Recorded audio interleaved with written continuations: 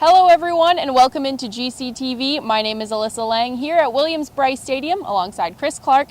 We are going to talk about the upcoming game against Missouri. So Chris, what are some things we need to know about Missouri's offense?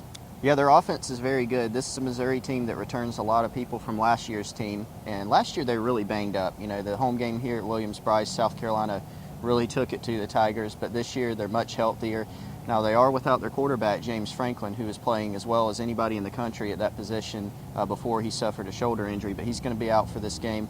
The backup, Matty Mock, saw his first action in their last game and then started the game against Florida this past weekend, and he looked pretty good as well. This is an offense that if you're taking care of the ball, getting it out quickly, any quarterback can have a lot of success in it, and he looked good last week. They've got a lot of big receivers. It's going to be different than any team that South Carolina's faced this year. You've got a 6'6" guy in Dorial Green-Beckham. You've got LaDamian Washington, who's a tall receiver, and they've got some good running backs too, along with a veteran offensive line that's got some talent. Definitely will be a challenge for the South Carolina defense then. Now moving over to the Missouri defense, what are some things that we need to look for as far as that goes? Yeah, Missouri's got a couple of really underrated defensive ends in Sam and Ely. These two guys have caused a lot of problems for offensive tackles the entire year. You take a look at Missouri's numbers, and they've done a great job in forcing turnovers, getting sacks, tackles for loss.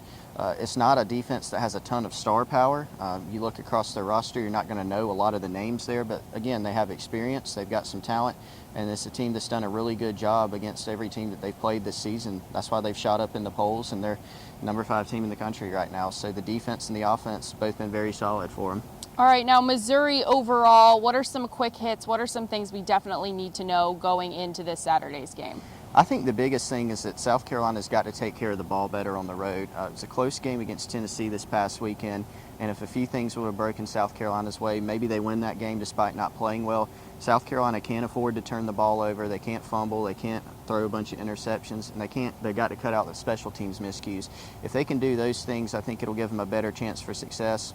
They're going to have to run the ball. They're going to try to have to control the clock because this Missouri offense is very dangerous. And again, like we said earlier, they forced a lot of turnovers. So if South Carolina does that, they could have a long day ahead of them.